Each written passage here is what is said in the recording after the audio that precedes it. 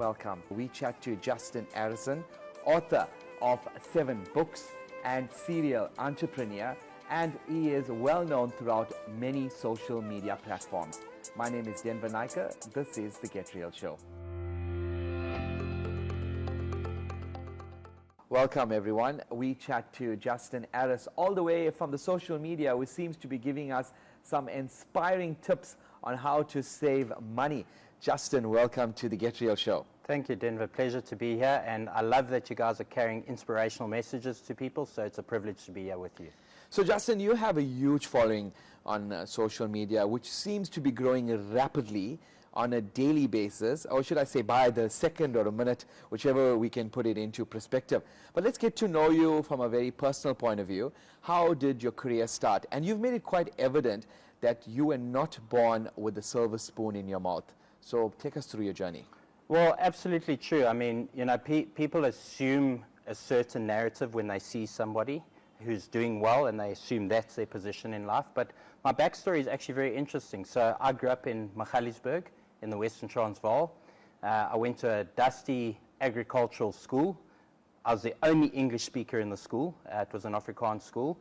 And from a young age, I already had to start navigating complexities of the world and trying to figure out where to place myself and put myself and how to avoid being in harm's way. And I didn't have the best family situation. It's something I'm pretty open about in public these days. A very sad family situation, actually, a lot of alcohol abuse and just difficult personalities. And I eventually got a bursary to go to boarding school at Pietermaritzburg College, which is a fantastic institution. And my parents could never have afforded to send me there, so being on a bursary was a real privilege. And I arrived at Maritzburg College at the age of 13, and I was completely out of my depth. I had kids around me who had access to every resource they ever wanted. They had the latest shoes, the latest sports gear, and I felt like the outsider. I felt like I was always wanting. And so the first term, I went home after the first term at boarding school, and my father, who greeted me on the way in, I made it known to him that I felt very awkward about being in the school because I didn't have what everybody else had. And he said to me, "Don't worry, at the end of the holiday, I'll sort you out." And at the end of the holiday, he gave me an ice cream tub. And inside that ice cream tub was a set of Wahl hair clippers. And he said, "You owe me 80 Rand for those hair clippers. Now go figure out how to support yourself." And that's possibly the greatest gift anyone has ever given me, even though some people see that as incredibly harsh. And I do have a very sordid relationship with my father, but that is the one gift he handed me that set me up for life. And so I went to boarding school, had a set of hair clippers, had to quickly figure out how to cut hair. And then I thought, well, the only way to get guaranteed customers is to make a deal with the prefects. So I said to the prefects, "Listen, for every guy you send for a haircut, I'll cut you in on the deal." And so I had an endless line of people coming for haircuts. And I remember the first 5 Rand I earned for cutting someone's hair. It was like a light went off in my head. It was like a symphony. I could see the future. I knew what I wanted to do. I knew I wanted to be in business. I didn't care what business it was. And from the age of 13, I started obsessing. And so by standard 8, which I think now is, what's that, Grade 10. Grade 10, I'd bought the school tuck shop. I bought my first car when I got my learner's license with 5 Rand coins. I bought from an old retired lady in Pietermaritzburg, a Golf Mark 1. And that's really where the story started. So it was an incredible journey into entrepreneurship, fueled really by necessity. And I always say this, you know, the mother of all invention is necessity. I was in an environment where I had to figure out how to fend for myself. So I bought my own school uniforms, I bought my own textbooks, my own sports equipment, and I realized at a very young age that I have to be self-sufficient. And so I left school, and I went straight into the next business. I was the very first importer of creatine into the country, which is a sports supplement. And back then with the Health and Racket, I had a deal with Health and Racket where they displayed my products, and we did exceptionally well. Sold that business and then moved into another business, into the IT field. I figured out that there was going to be a need around computers and computer networks, and I got some really clever guys together. We started a company, And that grew, and I sold that business to Dimension Data.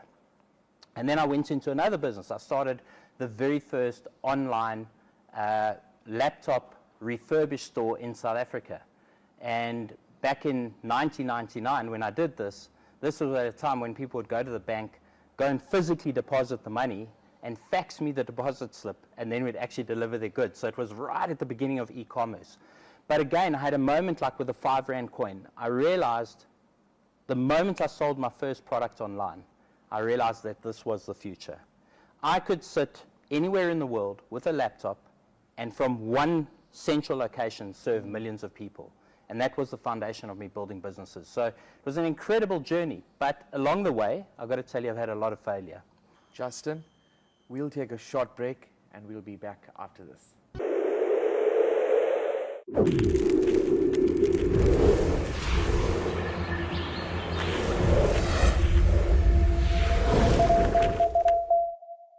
Welcome back if you've just joined us. We chat to Justin Aris all the way from the social media, which seems to be giving us some inspiring tips on how to save money. I've started 109 businesses. Most of them have had a lot of failure attached to it, which has been a great learning curve. And I actually became homeless at one stage through losing my businesses through fraud. I had some guys I was dealing with in Africa who defrauded me out of a lot of product, and I literally had to sell my houses, my cars, all my possessions to pay my suppliers and make sure that their businesses could continue, because I'm very big on ethics and making sure you are true to your word. And I promised my suppliers that no matter what, I would pay them. So I diluted everything I owned and literally went back to zero. And I became homeless. I was homeless for 2.5 years, literally sleeping on the streets. Not the kind of homeless where you sleep on a friend's couch. I mean, I slept on the street. And the message that I always carried to people is that if somebody like me, who is really a pretty average human being, can figure out how to navigate that kind of world, if you've even got a little bit of privilege, even a good support structure around you with family, you've got no excuses. Anybody can succeed. You've just got to get off your backside. Justin, you know what, as you're speaking to me, I can see a lot of pain as well that's coming through with your messages that you are conveying to our viewers. But let's take you back to your household with your family, and you did say it was a very disorientated family at the time, and you're not sort of afraid or ashamed to speak about that, but it also molded you into this individual that we are seeing in front of us. Just give us a little bit of a glimpse as to what sort of pain that went through growing up in a household where alcohol was the main contributing factor in the family. Yeah, so it's obviously a very tough subject for me. I was surrounded by parents who didn't really parent. And from a young age, I was the adult in the house. And so I had to figure out how to navigate the world at a very young age. I was a victim of child abuse. And those left permanent scars on me that I've only honestly come to terms with in the last 8 or 9 years of my life. Things that I've only started to admit to myself in the last 8 or 9 years, especially as a man, to have been sexually abused is a very tough thing to come to terms with. And I always say that 2 kinds of people come out of this situation. One goes the wrong way and one goes the other way, which is to try and make something of their pain. And I took the decision very early on in my life that my pain can't be for nothing. And I actually, Denver, it's an interesting thing that you asked me the question like that and you framed it like that, because there's something I try and tell everyone about hatred. And I see it on social media, there's a lot of hatred. I see it in the world in general, there's a lot of hatred. I truly believe from the experience that I've had, no human being is capable of hatred. What it is, it's an outward reflection of what the person's feeling inside about themselves. And so no person is truly capable of hating another. They're simply reflecting their own insecurities. And I don't believe I would have that insight. I don't believe I would have that compassion for people if I didn't go through what I went through. So it was a horribly abusive situation, the worst kind you can ever imagine. And it has definitely shaped who I am today. Justin, we'll take a short break and we'll be back after this. Welcome back. If you've just joined us, we're in conversation with Justin Harris, a very well-known businessman and a socialite in South Africa whom we all get to admire and listen to you on a daily basis. Justin, during the break you were telling us about the traumatic experience whilst growing up. And I always say that you have to go through many hurdles, but obviously your one is quite one that, you know, it's not wished upon anyone, but it has happened to you, but you've grown from it as an individual. But as a businessman today, what were some of the advices you would given yourself as a 10-year-old if you had to look back now? I think the biggest piece of advice I can give anyone, whether you are seeking to be an entrepreneur, whether you're seeking to be a great parent, whether you're seeking to be successful at your career as being employed, is really to figure out how to add value in the world. The whole world has mirrored this thing to us where it's about us. And the greatest gift you have is to be in service of others. And so my advice to anybody who wants to make something of themselves, find something that you're really good at, something that you really love doing that adds value to other people. And whether you make money or not is actually unimportant. You will be very happy doing what you're doing. And then stick to the basics in life, you know. Don't drink, don't smoke, get up early and exercise, live a good, clean life. Life is complicated enough. We don't have to have all this other nonsense in our lives. Just keep your life simple. A lot of people in my position tend to lose their minds a little bit. You know, it's bigger cars, bigger houses, it's yachts and helicopters and planes. Those things are very superficial and they're fleeting. I think it's important to understand that you're here for a limited amount of time and your duty is to leave the world a better place than you found it. Justin, you continuously talk about money, and it seems to be the anchor that sort of keeps the world running. We all know that without money, you can't really move forward, and it's a realistic approach of how things really happen in life. Now, if you talk about money, and if you talk about an individual, how does that pair together from your perspective? I think money is the most perfect reflection of what a human being is. And the way I relay the story to people, I say, if you are a nasty person without money, when you get money, it will simply amplify who you are. You'll be even worse.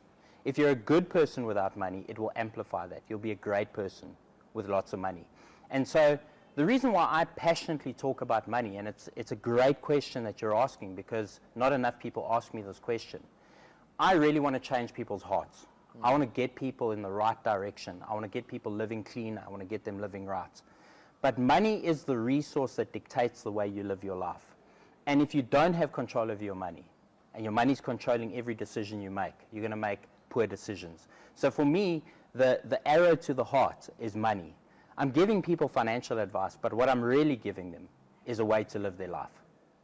Justin, and this is again going to be a little bit of a curveball, isn't when it comes to money, you must not think with your heart and think with your brain? I mean, we always get to hear that. I think that is absolutely true. And so I have this ability, and I think it's because of the trauma I suffered as a child. I have this ability to switch between emotion and logic. But logic always leads the emotion. And this is something I teach people. Money is emotion. And so if you can harness and control your emotions, you will control your money. If you can learn to control your money, you'll learn to control your emotions. And so it's got to be logic first and then emotion. The problem is most people are living emotion first and then logic. You know, we'll find a million reasons to justify why we need a new pair of shoes, a new car, a new house, a new wardrobe, right? But if you go back to logic and you understand that money is a resource, just like water out of the tap, if you leave that tap running, it will eventually run dry. And so it's the same thing with emotions. If you give too much of your emotions to everybody else and leave nothing for yourself, you have to learn to breathe first. And so this is what I'm very passionate about teaching people, learning to control their emotions around money. Justin, let's talk about entrepreneurs. We always hear that, you know, to start a business, you need money. But how much of money is required for someone to start a business? Because you get someone who will come up to you, an individual will say, you know what, why work for someone when you can start your own business? It's easier said than done. So first thing, business is not for everybody. It is extremely hard. You have to understand that as an entrepreneur, you come last in the line. You have to pay your staff first, your suppliers first. You know, you come right at the end of that queue. I've had Christmases where I'm eating baked beans on toast while everybody's getting bonuses. This is the journey of an entrepreneur. You are responsible for everybody else. But in terms of, you know, starting a business, if that is the path you decide to go on, the biggest piece of advice I'm going to give you is never go and raise finance. Never go and raise capital. You do not need money to start a business. I've started 109 businesses, bootstrapped every single one, never taken on a single rand or dollar in investment. And the reason for that is I understand how to start businesses differently than what the mainstream is taught. When you go to school, they teach you a certain way.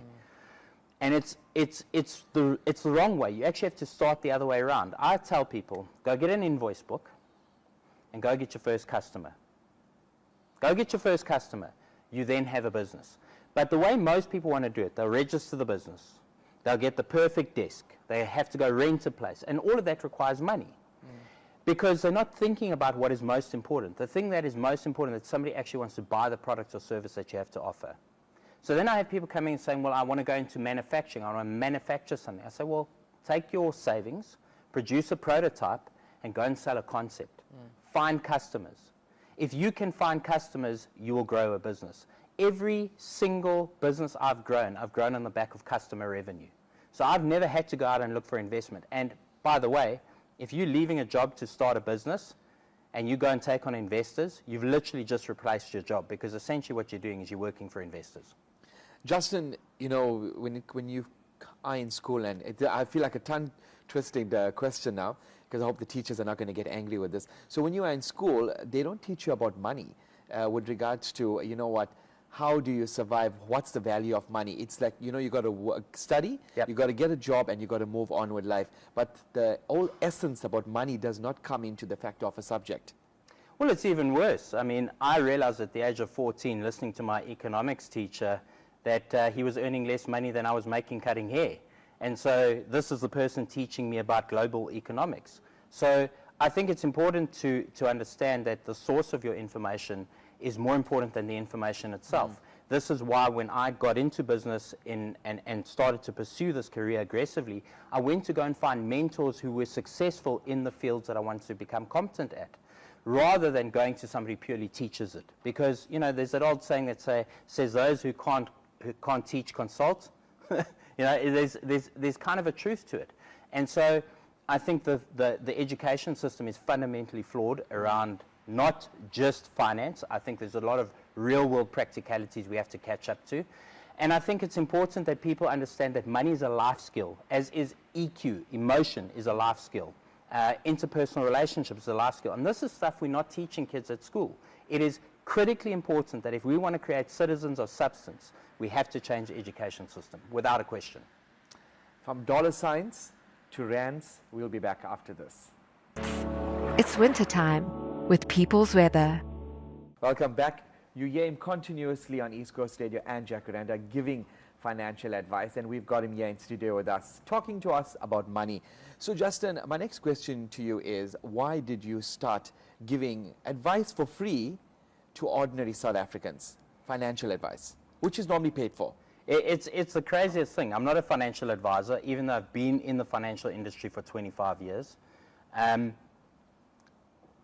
Lockdown changed a lot of things. I remember the very first 28 days of lockdown, like it was yesterday. And we were sitting, my business partners and I were sitting online virtually, looking at the data set of what consumers were doing. And I realized that people were panicking during that first 28 days. People didn't know if they'd have a job to go back to. People didn't know if they had enough money to see them through this period. And so people were, you know, taking out extended bonds on their homes. They were taking out personal loans. And I saw panic. And that panic moved me deeply. And I got on the phone to my business partners and I said, guys, we have discussions around money based on our lived experience that we know to be absolutely true, that is not within the mainstream. We've got to help people. We've got to talk. And so I fired up a YouTube channel, and the rest is history. I started talking about money the way my partners and I talk about it. It's not the most eloquent way. It certainly is not in the collar and tie and suit kind of way. And I think what resonated deeply with people is the fact that it was coming from somebody who truly actually didn't want to be sharing that information in the first place, but felt duty-bound to do it.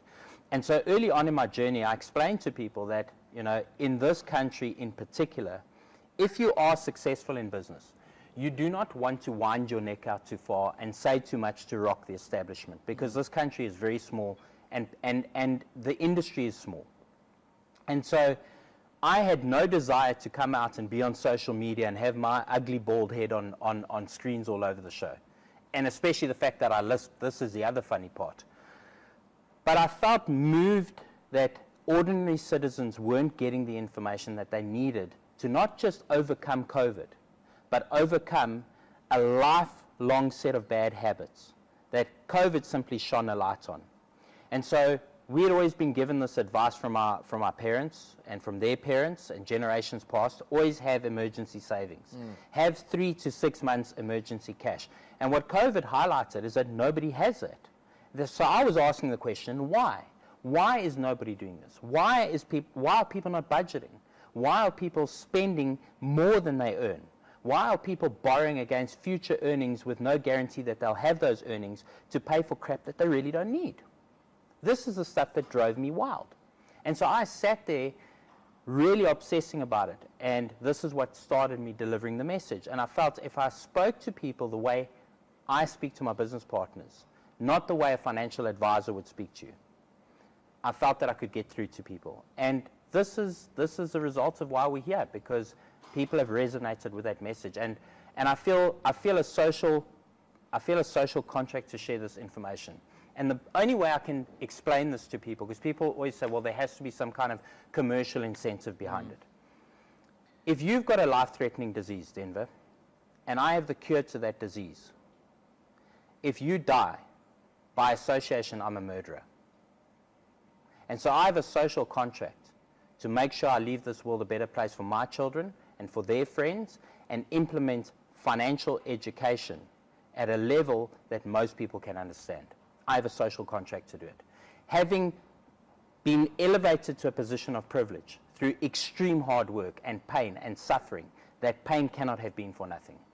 I have a social contract to teach. Wow. I'll also say a social responsibility, because that's what you've made it out to be. But you are quite clear in saying that we have to save for a rainy day. Yep. And a rainy day can come at any point. And we've seen it. I mean, COVID was the highlight, right? Everybody says rainy day. What is a rainy day? Maybe you lose your job, maybe somebody gets sick, or maybe we have a pandemic, or maybe we have a war, right? So the rainy day thing is not, it's not just an idea at the back of our minds anymore. It's a reality. And then on top of that, the financial system at the moment is highly leveraged. I don't think the average human being understands just how leveraged the financial system is. If every single person had to make a run on the banks today, the banks would be in deep trouble to go and withdraw their savings. And so what I tell people is that savings won't make you wealthy, but the habit of saving will create wealth. And it's the small compounding actions that we take over time that put us in the position where I am today. I became financially free at the age of 31 because at the age of 25, after losing my business and going back to zero and being homeless, I then started consulting for companies, because it's the only way I could generate revenue without having to go and outlay capital on a product or a service. And I realized very quickly that I was making other people wealthy. And so I started working on this concept of creating passive income. If I just created $10 a month here, $20 a month there, but I could make it on repeat. And those couple of little dollars every month by the age of 31 got me to a point where I never had to work again. Wow, I think we all would love to be in your seat at this point. Justin, tell me about your social media presence. It's growing rapidly, and you, across all networks, we've seen that it's over 400,000 followers. Yep. And how does one do that? I mean, what is your tip, and how did you reach that point? So we had 1 million views a day at the moment across our platforms, which I think is incredible. 408,000 follows across the different platforms. And I say this in all seriousness. I say it as a joke, but I really mean it. If a guy like me, with a lisp, bald, short, dyslexic, can go on social media and by the way, have a very pale complexion, and attract an audience of the complete opposite, and people listen to me. Anybody who has a positive message and adds value to people can succeed by doing what I'm doing. So my message to people, if you want to be successful, if you want to grow an online presence, if you're a small business, if you're an individual who wants to become an influencer, understand that it's not about you. It's about the value you add to people. And so in every piece of content I put out, I sit and I think deeply about how can I provide value to the person who watches this? How can I impact their lives? How can I give them a message in the least amount of words that drives the most amount of value? Because time is a fossil fuel. We can't get it back. Once we've burnt it, we burnt it. So if I can give my viewers a strong message within 30 seconds, then I've done my job. And this is what's exploded my social media profiles. The fact that people are getting actionable advice in a very condensed, short format is the key to unlocking social media. Justin, you're also known to speak your mind, tell it like it is. And I mean, you do get these trolls that would come into your space and put their meaningless comment. We won't give them a value. They give their meaningless comment. I mean, how do you handle that? How do you navigate around that and move forward as someone who's in the social media platform? I mean, that's such a deep question because there's so many levels to that answer. So the first thing is, most people who make those kind of comments on social media would never physically say it to you in person. So that already tells you the kind of person you're dealing with. The second thing to understand is, like I said to you earlier in this interview, I don't believe that anybody is capable of hatred. They're simply reflecting inward insecurities. And so I have a tremendous amount of compassion for people who make those kind of comments on social media. So instead of me going at them, I'll actually pull them out. And I don't try and swing anybody's opinion, because I do know this about human nature. A man convinced of his own opinion isn't easily swayed. But what I do is I let people know that I acknowledge and I accept their point of view. Even though we disagree, it doesn't mean we can't be friends. Wow. We'll be back after this. Welcome back. You are watching the Get Real show, and we're in conversation with Justin Harris, who teaches us to also be saving on a rainy day. You've just given us a tip. I mean, it was in lockdown, and you know, everyone was forgetting that the world was still moving. Whether we were, even though we were in lockdown, the world was still moving forward, and that a part of our life was that we needed to have savings, which many out there didn't even realize what saving was until the storm had hit. And you've just pointed that out, that we have to be saving. Justin, my question to you now is, you know, it's all about money. And I love money. I'm not afraid to say it. But money in the sense of, does money bring you happiness? First question to you. People say that money does not bring you happiness. Money stands on its own. Happiness stands on its own. But does money bring you happiness? Or can you separate the both? Money in and of by itself is an inanimate object. It is entirely a human construct. If you measure your degree of happiness by material possessions, there'll never be enough money in the world to fulfill the voids that you're trying to fulfill. What makes you happy are the non-material things in this world. And it took me becoming homeless to know this. It took me losing everything to understand what really makes me happy. Now, this might sound somewhat esoterical, but the warm sun on your back on a cold winter's day is something that really makes me happy. A cool breeze on a hot day is something that really makes me happy. Smiles from other people, something that really makes me happy. You've got to delve deep into yourself to know what truly makes you happy. You go buy a nice car today, it keeps you happy for a minute. And soon you're on to the next one because you're already tired of that. So does money make you happy? The answer is obviously no. But I will tell you this much. I've been without money and I've been with money. And I'm infinitely more capable of achieving the things I want to do in this world with money. Helping others, providing for my family. And so you need to separate, is money important and does money make you happy? No, money doesn't make you happy. The things money buys you can certainly provide comfort. But if you measure your happiness against it, you're always going to be a flawed individual. It is absolutely imperative that you understand the utility of money, which is what it provides, versus the feeling that you're after. And by the way, this is a great financial tip. Nobody ever buys the object, whatever it is, shoes, car, house. They buy the feeling. Maybe elaborate more on that. People buy the emotion. People want to feel good. People want to feel respected. It's all about how something makes us feel. Why does somebody go and buy a pair of Gucci shoes for 23,000 Rand versus, I don't know, buying a no-name brand of Versace's? I only wear Veldschoenen, by the way. I tell people these are not Versace, it's Versace. Because it essentially does the same thing. You all walk in the same direction. People are buying the feeling. What do other people think of me when I wear this? What do other people think of me when I drive this? How do I feel when I live in this home? That's why you have to get control of your emotions. But that is true. I mean, when we see someone in a luxury vehicle, we always, it's a human nature. We sort of say, I wish I was in that car. I wish I was driving that. It's sort of an emotional impact, whereas it takes control over you, in the sense. So Denver, this is where my life changed. I got to a point in my life where I realized, and I've had all those things, and they never made me happy. I realized that what truly makes me happy is to be able to wake up in the morning and have no stress about how my bills are getting paid. What truly makes me happy is freedom. And it is freedom I chase, it is freedom I teach, it is freedom I desire for everybody. Because that is where happiness is truly derived from. We'll take a short break and we'll be back after this. It's wintertime with People's Weather. Welcome back. You are watching the Get Real show and we're in conversation with Justin Harris. So Justin, I'm going to pose this question to you. When determining your life partner, husband or the wife, I'm not married as yet, so I'm still in a safe zone.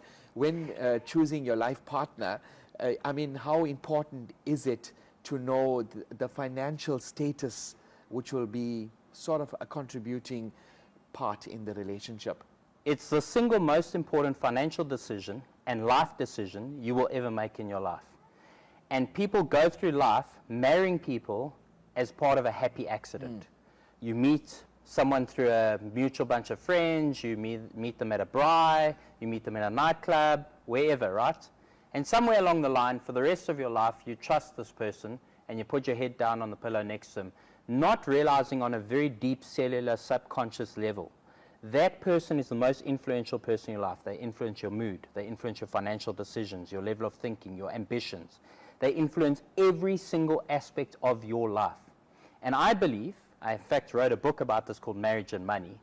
I actually truly believe that people should be interviewing their partners to make sure they've got the same financial views, the same value system, and that's very, very important because value system can override bad financial choices, and most importantly have the same outlook in life to where you're going, because you know, you go where you look. Justin, I mean, that makes perfect sense.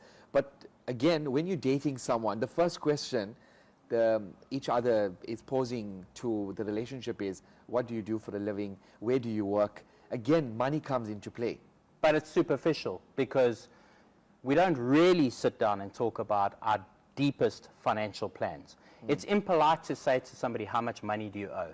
It's impolite to say to somebody, what is your net worth? We've been taught in this society that those conversations are impolite. But if you find the right partners in life, and whether it be business partners, whether it be friendships, whether it be marital partners, if you find the right people, those conversations no longer are taboo. Those are the conversations that are front and center of your life, because you understand it's like a resource. It has to be managed. And so I tell people this all the time. Before you decide to marry someone, make sure you truly know who they are. Ask them difficult questions. And I'll give you the greatest example I can give of this. People are horrified when they hear this story. My wife and I signed a divorce contract before we got married. I'm not understanding what you're trying to say. We agreed to the terms of our divorce before we got married. And it's very controversial. But the reason why we did that is we want to be completely impartial in our decision making while things are good. And it also gets to show you who the other person is, because you only truly get to see who the real person is when it comes to divorce. when assets start getting split, when it comes about who controls who through the kids, you know, who gets the home, who gets the cars. All of those are material things, by the way. You only get to understand that when you ask critical questions up front. So my wife and I did the wildest thing. We decided on our divorce up front. Hopefully we never ever do get divorced, but it's on ice somewhere and we've agreed to it whilst we were amicable. And I got to see exactly who she was and she got to see exactly who I was. And that's something I highly encourage people to do. Figure out who your partner is before you marry them. Great advice. Justin, you know, we speak about money, you talk about money, and you know, you did say that earlier in the days, money had a transition, which is a story to it. So just give us a small overview about the barter deal and you know how someone had went into this whole conception of what money really is. So they understand, you know what. The history of money is fascinating. So when I was battling to make money, I said, well, let me go and study money from the origins. I want to understand how this money stuff came about. Yeah. So originally we used to barter as human beings. You would have a donkey, I would give you 2 goats for your donkey, etc. But that became an impractical way of trading. What we wanted was a standardized medium of trading, and so we went to gold and silver coins. But because it became impractical to carry around big bags of gold and silver, we then started inventing paper money, actually invented by the Chinese dynasty. And they started producing paper promise notes, which is what we call money today, that they will hold the gold and silver in the bank and in exchange give you a wad of notes to take and go and do your transactions. And then that became impractical, to run around with bags of money. So we moved towards digital money. As we now know today, it's you go into your bank account and you see numbers, ones and zeros, it's completely binary. We've now gone a step further and we're going to cryptocurrency, which is still essentially a form of digital currency. But what's important to understand is that previously the entire monetary system was based on something having value, a commodity having real value for the paper that we carry around in our pockets. But in 1970, the US took the world of the gold standard and said you no longer have to be on the gold standard. We're abolishing the gold standard. There's a whole historical reason why that happened. But the bottom line is the US dollar unpegged from the gold bullion in reserve. So essentially what we have now is a system that prints money but doesn't have any attachment to anything real, no physical commodity. And this is where I realize there's a flaw in the financial system. And anybody who understands money and understands value will see there's a problem coming. Justin, thank you so much for your valuable advice that you've given us. And we're sure to take a lot of tips out of you. If you'd like to know more about Justin, follow his pages. He's throughout the social media. Can you please share your handles with us? Money Tribe 21. Easy. Justin, thank you so much for joining us on the Get Real show. We wish you the very best. And thank you for inspiring us. And I know we're going to be having you here again. I know that for a fact. With pleasure. Thank you, Thank you, Denver. Justin. What a pleasure. Thank you so much. Thank you so much. Join us next week when we chat to more inspirational individuals. Thank you.